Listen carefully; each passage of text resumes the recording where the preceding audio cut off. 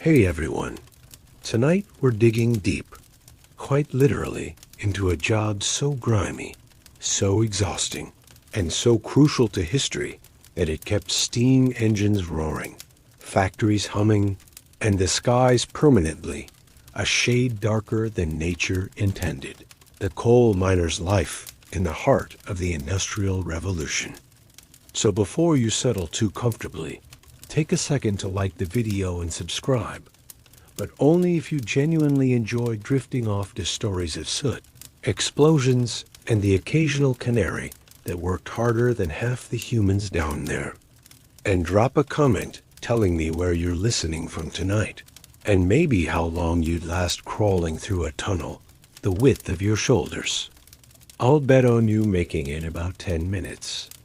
Right then, grab your helmet and hold on to your pickaxes, boys and girls, because we're about to go 5 levels down into the belly of the beast. The year is 1840, and the place is unpronounceable, just like most towns built around a coal mine. But fear not, we'll refer to it simply as Merksville, because this isn't a documentary about spelling. It's a documentary about coal. You want to work in a coal mine? First things first, you've got to fit in. Are you short enough? Yeah. Are you skinny enough? Yeah. Can you crawl through a tunnel no wider than 2 men's shoulders? Yep. Then welcome to the team. In the early days of coal mining, automation was all the rage. See what we did there? Automation. Machines, robots. Anyway, the thing was, while those fancy newfangled steam engines were great for hauling coal out of the mines, they weren't much use down inside the tunnels themselves. And so it fell to thousands upon thousands of men to slog through the muck and grime, hacking away at the coal seams with picks and shovels. But don't worry too much about their safety or general well-being, because we've got plenty of those to go around. Back in the day, mining accidents were so commonplace, they had their own word for them. Remember the name, fire damp. Fire damp. It happens when methane gas builds up underground and then gets ignited, causing an explosion that blows the roof off the mine and kills everybody inside. So when the boss man hollered, "Beware of fire damp," it wasn't just a friendly reminder to watch your step. It was a matter of life and death. To give you an idea of just how common these were, between 1840 and 1860, over 2,000 miners lost their lives in Britain alone due to fire damp explosions. That's enough to fill an entire football stadium and leave room for a couple of goals. And this is where we introduce you to our hero, or perhaps more accurately, our proto-hero, whose name we probably won't learn until about the 3rd time he walks face first into a wall. Our lad is young, strong, and full of piss and vinegar. Just the sort of fellow who thinks having a small lamp dangling from his hat is about as safe as going to bed with a burning bale of hay. He doesn't know it yet, but he's got the makings of a true hero. Why do we say that? Well, you'll have to stick around and find out. But let's face it, if you didn't stick around, you wouldn't be here now, would you? It's like that saying, life is a box of chocolates. You never know what you're going to get. Except instead of chocolates, it's coal dust and the occasional rat that looks at you funny. But who are we kidding here? This ain't no picnic. These men are real heroes. They're risking life and limb every time they clock in for work. And for what? A few bob and a song and dance at the end of the day. It wasn't unusual for miners to bring their dinner down into the pits with them. And when I say dinner, I mean something substantial. We're talking meat and potatoes, maybe a bit of bread and cheese.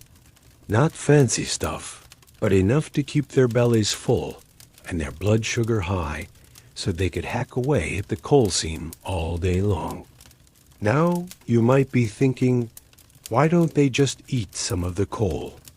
Well, you sick freak. It's not exactly top of the shopping list, especially in 1840. The average wage for a miner was about 20 shillings a week, which means a typical dinner might consist of something like half a pound of bread and cheese, and maybe a pint of milk. Not bad for the time period, but hardly a banquet. So imagine the surprise when one day our hero finds a sizable chunk of coal in his dinner. What are the odds? He grins, pops it in his mouth, and chews it up. And let's be honest, it tastes pretty good. So our hero has an epiphany. Coal is the future. This stuff is pure profit. And you know what? He's right. Coal would go on to power the Industrial Revolution and change the world forever. But that's not the point of this story. The point is our hero has just eaten a piece of coal. And you know what happens when you eat a piece of coal? Nothing. It's basically charcoal. So our hero continues his shift, and the whole time he's thinking about how much money he's going to make once he starts selling this stuff. But then he hears a rumble in the distance, a rumble that grows louder and louder until it sounds like an angry elephant stampede. And then out of the corner of his eye, he sees it, a fire damp explosion coming right for him. This is it, he thinks. This is how I die. And then everything goes black. When our hero comes to, he finds himself lying on the ground outside the mine shaft. His head is pounding, and his eyes are gritty from the smoke and the dust. But he can't stay here. He's got to get home. He stumbles out of the village and into the countryside, where he collapses in a field and promptly falls asleep. The next morning, he wakes up feeling refreshed and ready to start a new life. But when he goes to get up, he realizes he can't. His legs are pinned under a rock that fell out of the mine shaft and crushed him. Our hero screams for help, but nobody comes. So he just lies there and waits for death to come and collect him. But death never comes. And eventually, our hero dies right there in the field. And that's the end of our hero's story. Sorry, folks, but sometimes the coal mine wins. Life in the industrial era sucked for a lot of people, especially the ones stuck in dark, dank, dangerous mines. But it wasn't all doom and gloom. There were some perks to being a miner, and I'm not talking about the free coal. Sure, miners had to deal with all the usual problems that plague people who work for a living. Low pay, long hours, bosses who don't care if they live or die. But they also had each other. Miners were a tight-knit bunch, and they looked out for one another. They sang songs together as they worked, told stories, shared jokes. It was a close community, and that helped them through the tough times.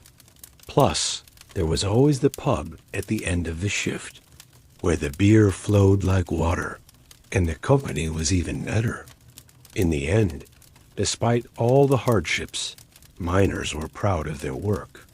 They knew they were the ones keeping the wheels of industry turning. They were the backbone of the Industrial Revolution, and they knew it. Some nights after a hard day at the coalface, our hero and his mates hit the local boozer. For a pint or two, maybe three, and they swapped tales of daring do and narrowly escaping certain death. One of the lads, Big Jim, tells a story about a boss man who got stuck in a lift with a cage full of explosives and accidentally blew himself to smithereens. Another tells of a massive rat that lived in the tunnels and grew so big it had to be shot with a shotgun. Our hero just smiles and nods, knowing that these stories are just a small part of what makes being a miner such a unique and sometimes surreal experience. Life in the coal mines was tough, but the camaraderie made it bearable. They were a brotherhood, bound together by the dangerous, dirty work they did. They were the miners, and they were proud of it. For many miners, the camaraderie of the coalface was the best part of the job. Working in a coal mine was dangerous, dirty, and exhausting. The hours were long, and the pay was low. But the miners stuck together. They sang and joked and told stories to pass the time. And when disaster struck, they had each other to rely on. They were a close-knit community, and that helped them through the toughest times. In the end, despite all the hardships, the miners were proud of their work. They knew they were the ones keeping the wheels of industry turning. They were the backbone of the Industrial Revolution, and they knew it. It is often said that diamonds are a girl's best friend, but for men, coal is a pretty close contender. You see, it wasn't just the glittering stones of Hope Diamond fame that had folks waxing poetic. Coal was also praised by poets and commoners alike. Its glow in the dark made it a favorite material for 18th century. Now that we've spent a shift or two deep under the earth, it's time to climb the pithead and take a look at life above ground, where the sun still shines, but the coal dust drifts all the same. Here in the colliery village, every cottage brick is darkened by soot, and every heartbeat sinks with the mine's whistle. Kitchens smell faintly of boiled cabbage and singed mending. Children skitter down muddy lanes in boots half a size too big. If the pit was the body of this world, then these winding streets, gossip-filled alleys, and clattering kitchen tables were its soul. Fragile, stubborn, and always ready with a tale to tell. Picture, if you will, rows of terraced houses, their once pristine bricks now stained a sooty black. These humble abodes, packed tightly together like sardines in a tin, are home to the families who keep the great industrial machine churning. The air here carries a peculiar blend of aromas. Coal smoke, of course, but also the comforting scent of freshly baked bread and the less appealing whiff of unwashed laundry hanging limply on lines strung between houses. As we amble down the narrow streets, our boots squelching in the ever-present mud, we can't help but marvel at the resilience of these folk. Life above the pit may not involve the back-breaking labor of hewing coal from the earth, but it comes with its own unique set of challenges. Take, for instance, the simple act of hanging out the washing. One might think it a mundane task, but here it becomes a strategic operation.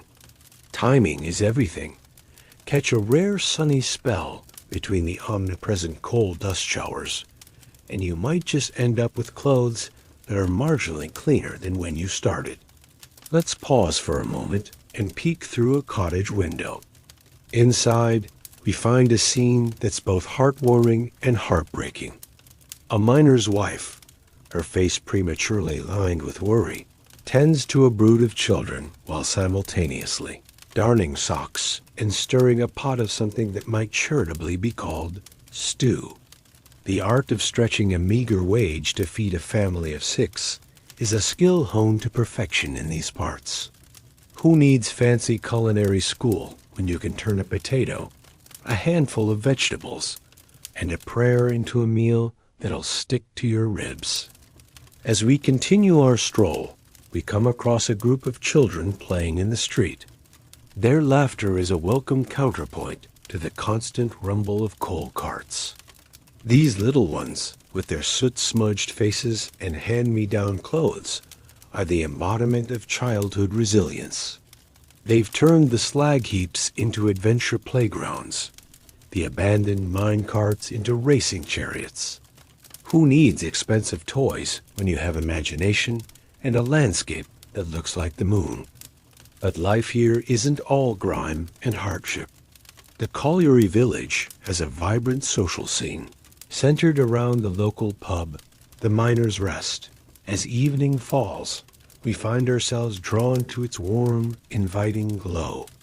Inside, The air is thick with pipe smoke and the sound of hearty laughter.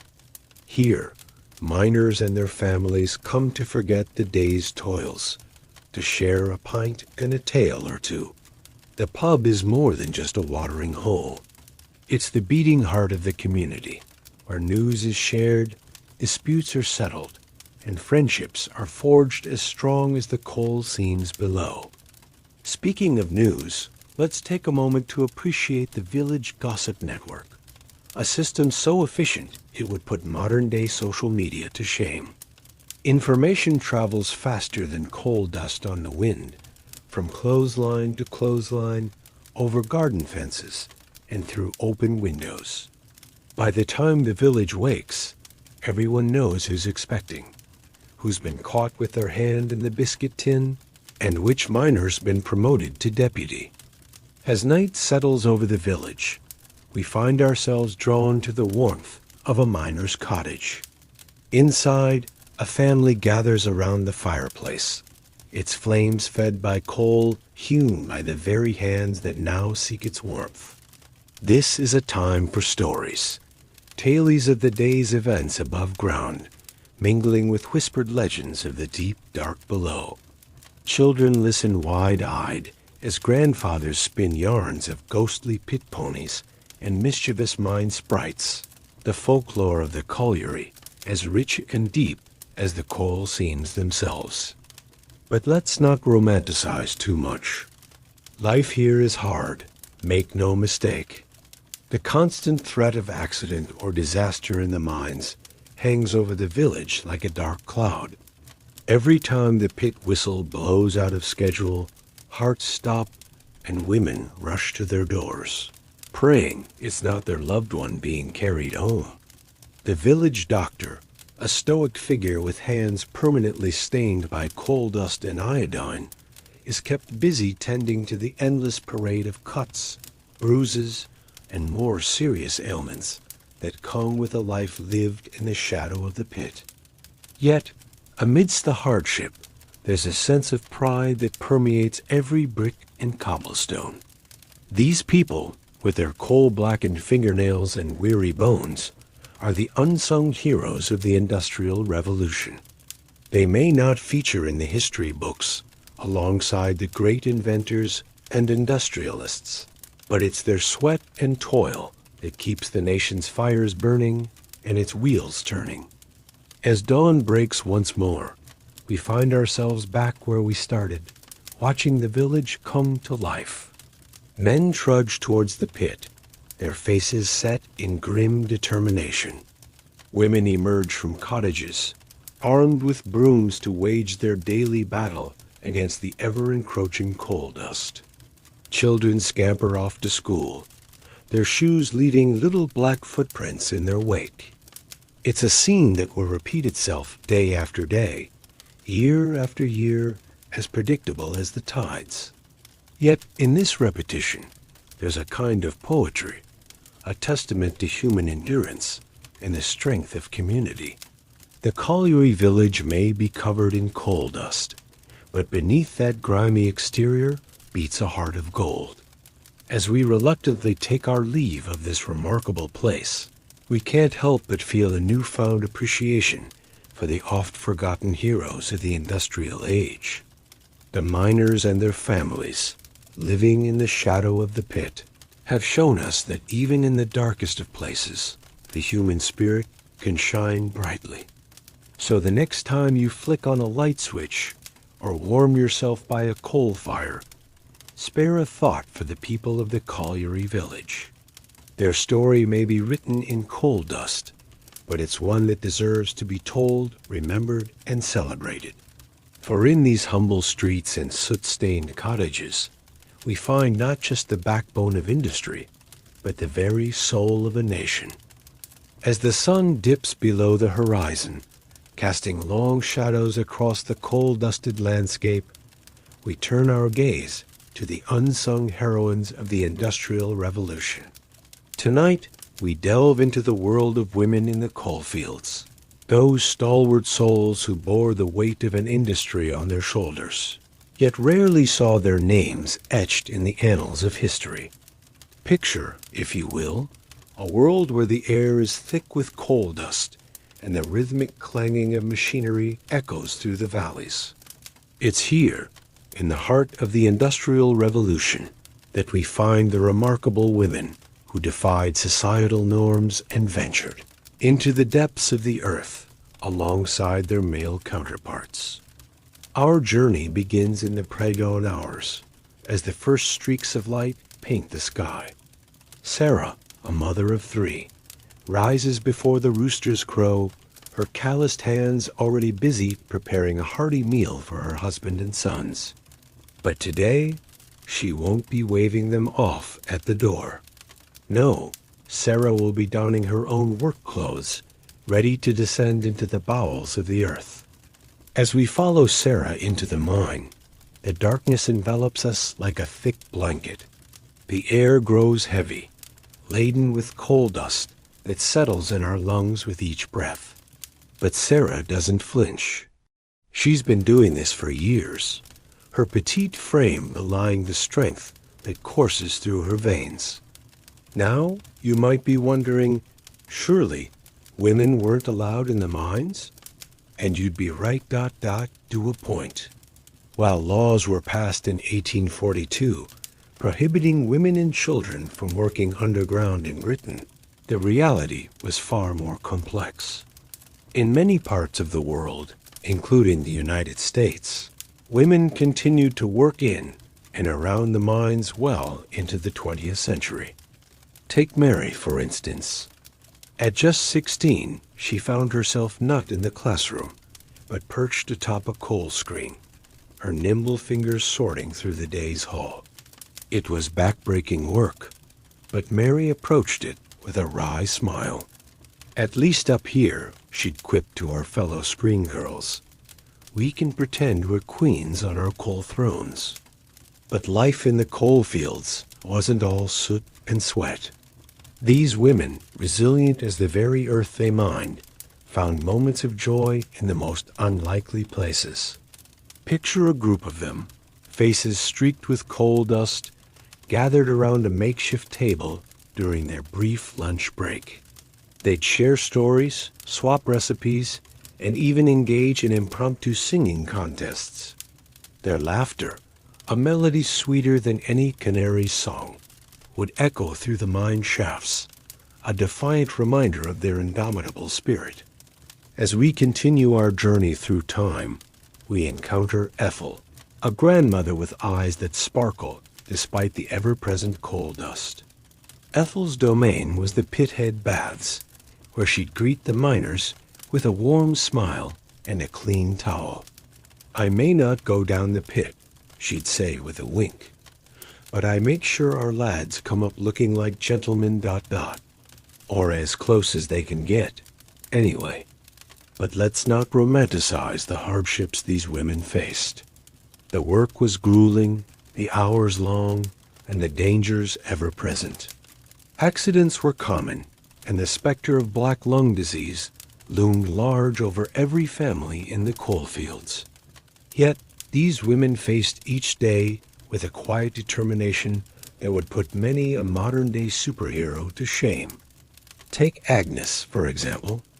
When her husband was injured in a cave-in, she didn't just take on the role of caregiver. No, Agnes marched down to the colliery office and demanded a job. "If my Jim can't work," she declared, hands on hips, "then I'll do it for him." And work she did, hauling coal carts and tending to the pit ponies with a fierce pride that dared anyone to question her place in the mine. As night falls and the shift change whistle blows, we find ourselves in the heart of a mining village. Here, in the flickering lamplight, we witness perhaps the most crucial work of all.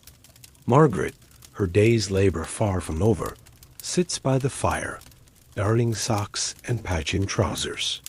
Her fingers, though weary, move with practiced precision. A miner with holes in his socks, she'd often say, is like a ship with holes in its hull. Neither will last long. But Margaret's work extends far beyond mending clothes. She's the keeper of the household accounts, stretching every hard-earned penny until it fairly begs for mercy.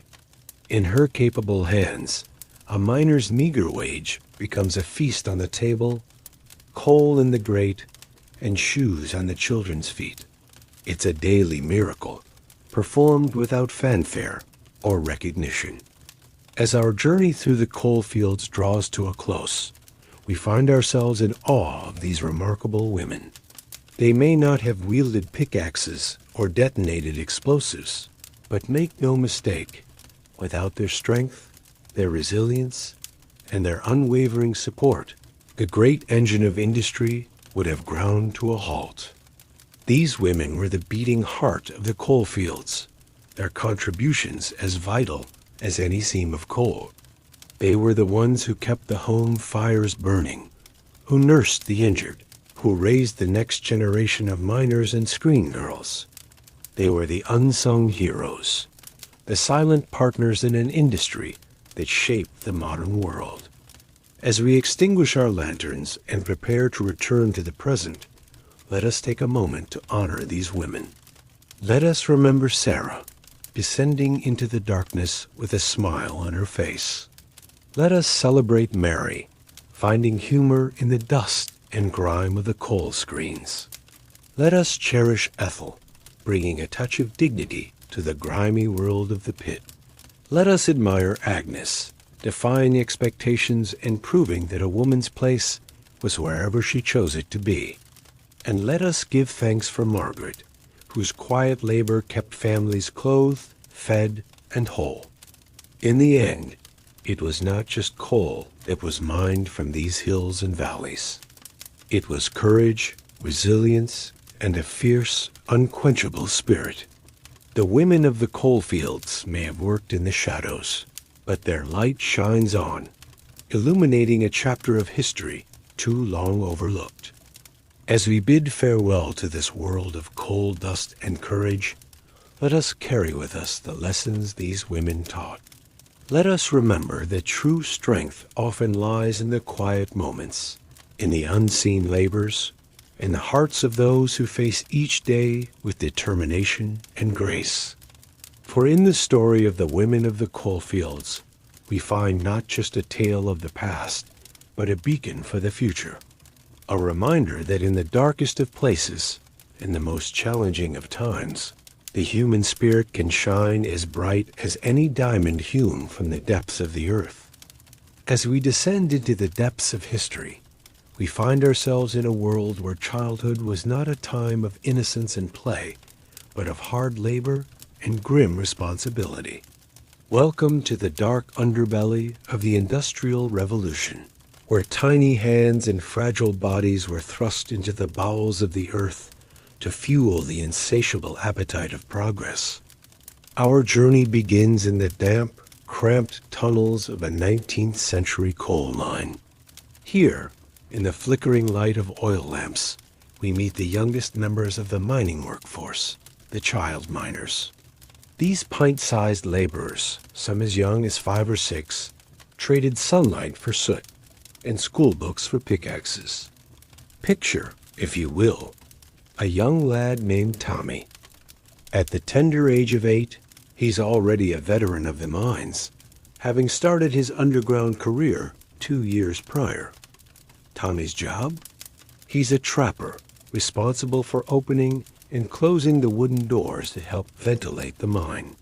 It's a simple task, you might think, but one that requires unwavering attention. A moment's distraction could mean the difference between life and death for the miners deeper in the pit. As we shuffle deeper into the narrow passageways, we encounter the pony boys. These youngsters, barely into their teens, are tasked with leading the sturdy pit ponies that haul coal carts through the labyrinthine tunnels. It's a job that requires a delicate touch and nerves of steel. One wrong move, one spooked pony, and the consequences could be dire in these tight, unforgiving spaces. But perhaps the most heart-wrenching sight awaits us in the coal seams too tight for grown men to navigate. Here, we find the smallest workers of all, the hurriers and thrusters. These children, some as young as 5, crawl on hands and knees, pushing heavy carts of coal along low, narrow passages.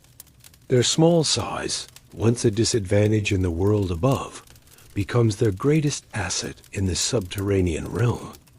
Now you might be wondering, surely this can't be legal? Well, dear viewer, you'd be surprised. It wasn't until 1842 that the Mines and Collieries Act in Britain prohibited children under 10 from working underground. And even then, enforcement was spotty at best. The gears of industry demanded fuel, and these little hands were all too readily available to provide it. But let's not paint this world in shades of black and white. For as grim as their circumstances were, these child miners found ways to cope, to find moments of levity in the darkness. They developed their own language, a pidgin of mining terms and childish slang that baffled the adult workers. They played games during their rare moments of rest, using lumps of coal as makeshift toys. And oh, the stories they would tell. Tales of ghosts haunting abandoned tunnels, of mythical creatures lurking in the deepest recesses of the mines. These stories, passed from child to child in hushed whispers, served not only as entertainment, but as a way to make sense of their harsh reality. As we continue our journey, we come across a group of breaker boys. These lads, perched atop mountains of coal, sort through the black rocks with nimble fingers, separating coal from slate and other debris. It's mind-numbing work, but they find ways to keep themselves entertained. They hold contests to see who can spot the most unusual pieces of rock, or who can toss a lump of coal the farthest without getting caught by the overseer. Speaking of overseers, let's not forget the complex social hierarchy that existed in these underground communities. The child miners may have been at the bottom of the pecking order, but they weren't without their own social structures. The older boys looked out for the younger ones, teaching them the ropes and helping them navigate the dangers of the mine. In return, the younger children would share their meager rations or keep watch while the older boys snatched a few precious moments of rest. But for all their resilience and camaraderie, the toll of this life was immense. The physical dangers were ever present: cave-ins, explosions, floods. But perhaps even more insidious were the long-term effects. Stunted growth, curved spines, and lung diseases were common among these young workers. Many would not live to see adulthood. As we near the end of our tour, we pause to consider the legacy of these child miners. Their sacrifice fueled an era of unprecedented industrial growth. But at what cost? The coal they extracted lit homes and powered factories, but it also cast long shadows over their own futures. Yet, even in this bleak landscape, there were glimmers of hope. It was the plight of these children that sparked some of the first labor reforms. Activists and reformers, horrified by the conditions in the mines, began to push for change. Slowly but surely, laws were passed, regulations were enforced, and the practice of child labor in mines began to wane. As we emerge from the mine, blinking in the sudden brightness, we carry with us the weight of the stories we've heard. The child miners may be gone, but their legacy lives on in the laws that protect workers today, in the ongoing fight against child labor worldwide, and in our collective memory of a time when childhood was a luxury many could not afford.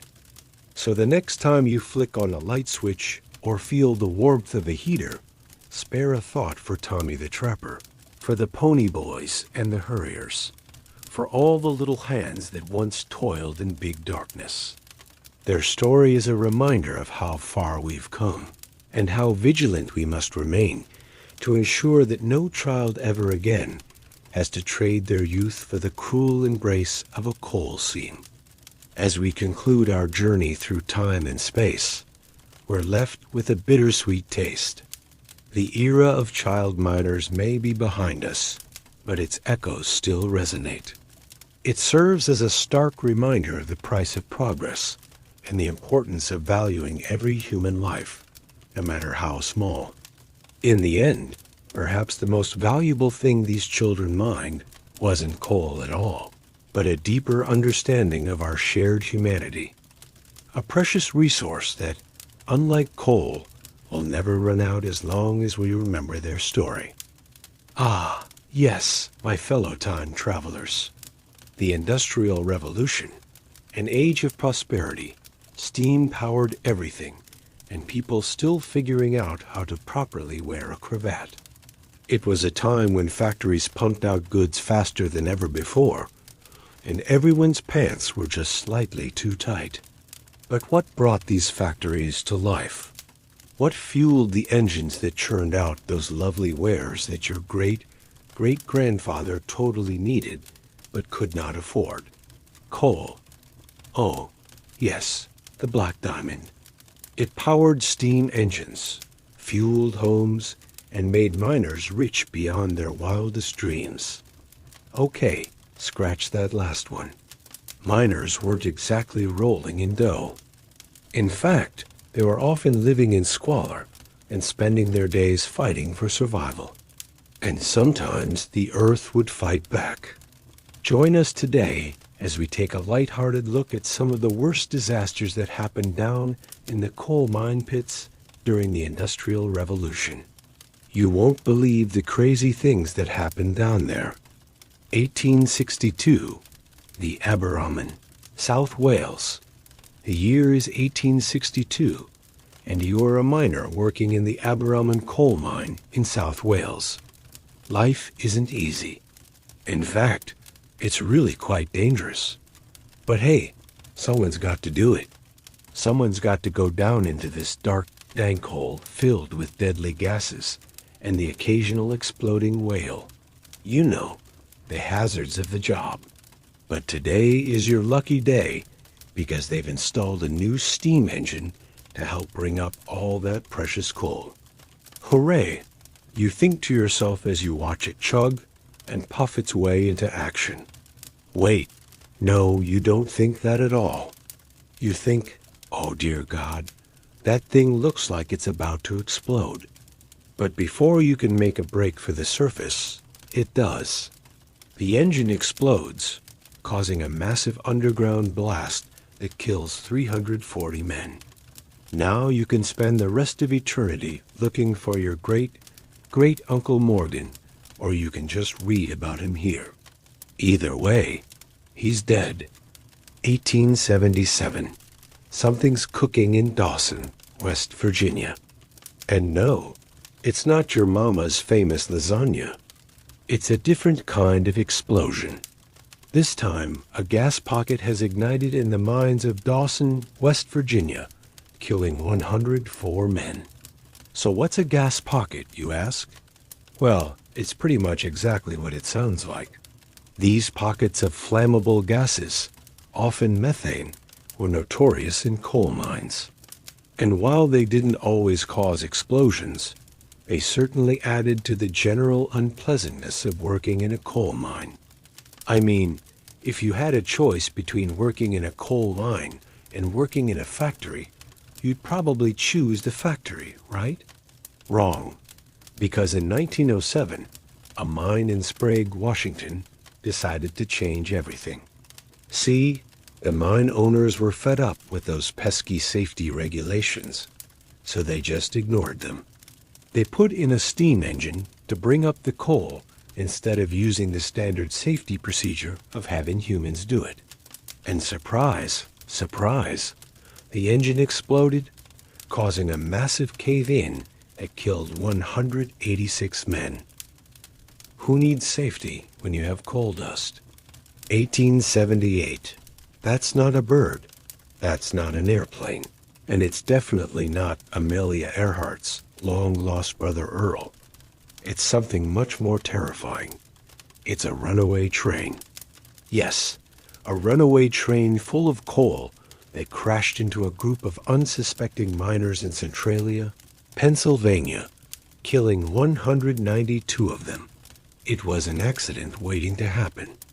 The tracks were old, the brakes were worn, and someone forgot to tell the train that it wasn't supposed to be going anywhere. But hey, at least it wasn't a runaway train full of molten cheese. Could you imagine? I think not. 1881. Don't trust atoms. They make up everything. Benjamin Parker. Yeah, that doesn't sound right, but it's true. Well, actually, it's a quote from Spider-Man. But still, sometimes atoms can be a little bit dangerous.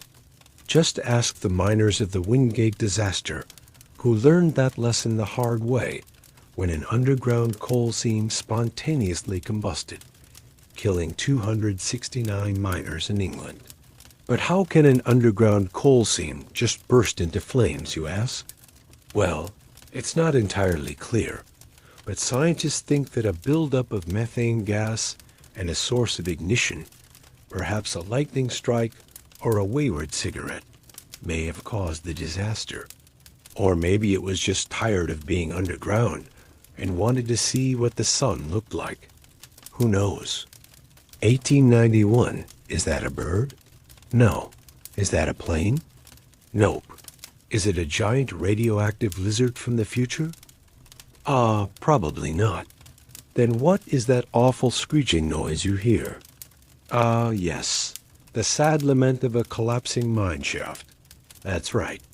A mine shaft in Windham, Ohio, collapsed, killing 299 miners. It was the worst mining disaster in U.S. history.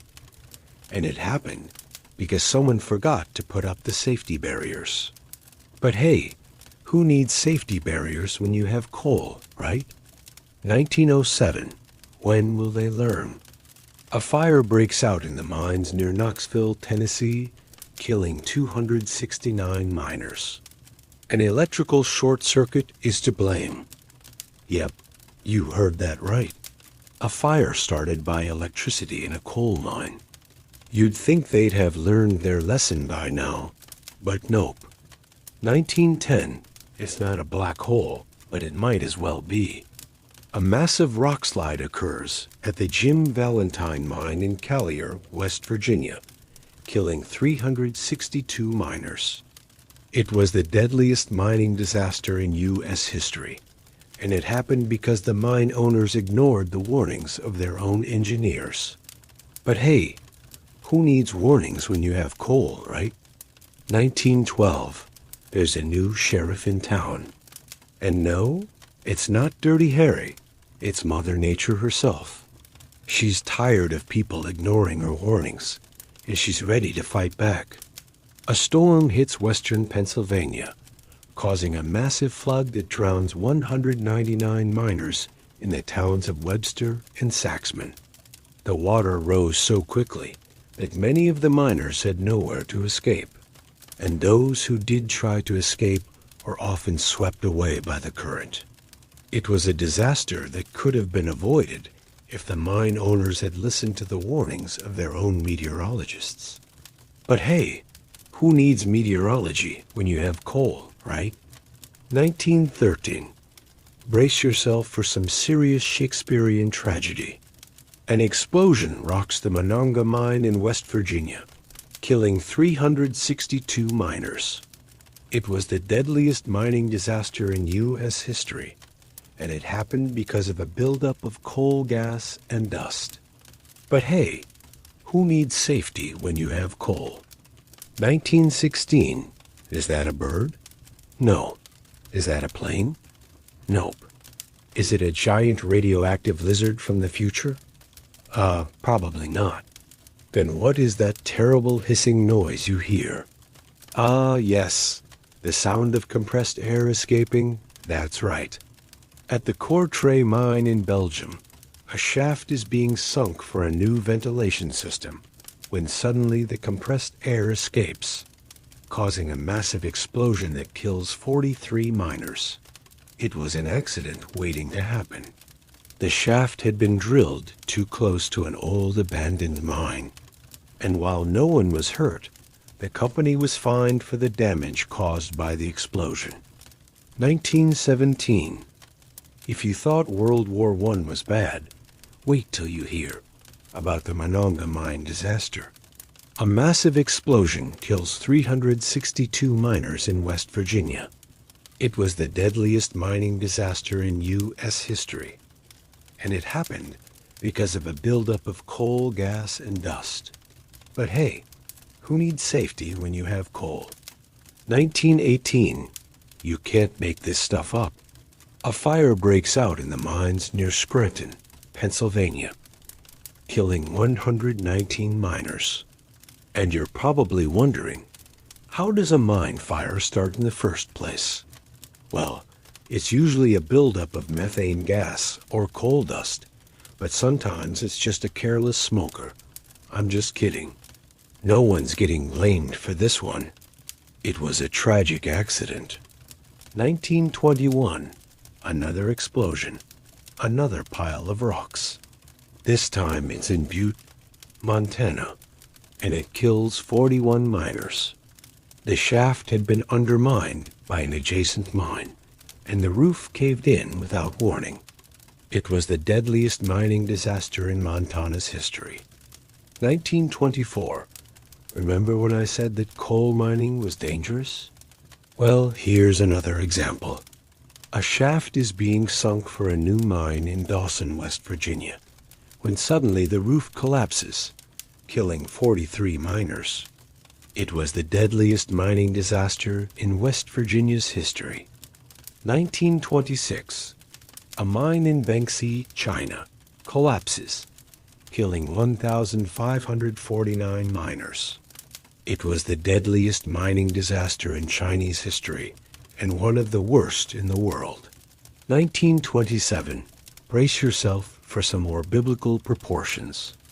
An explosion rocks the Willow Creek mine in West Virginia, killing 321 miners. It was the second deadliest mining disaster in U.S. history. 1930. A mine in Harlan County, Kentucky, collapses, killing 269 miners. It was the third deadliest mining disaster in U.S. history. 1931. If you thought that was bad, wait till you hear about the worst mining disaster in U.S. history. The town of Interlake, West Virginia, is pretty much wiped off the map when a series of explosions and roof collapses kill 721 miners. It was the deadliest mining disaster in U.S. history and one of the worst in the world. 1934. We've come full circle. Another explosion at the Aberdare mine in South Wales kills 268 miners. It was the second deadliest mining disaster in British history. 1946. A mine in Savetsky, Ukraine, collapses, killing 1,100 miners. It was the fourth deadliest mining disaster in Soviet history. So there you have it. A light-hearted look at some of the worst disasters that ever happened down in the coal mine pits during the Industrial Revolution. Maybe don't go into coal mining, even though it'll make you filthy rich and famous. It's pretty dangerous. Do you know any crazy stories about life during the Industrial Revolution? Share them in the comments below. Also, don't forget to subscribe for more nutty history.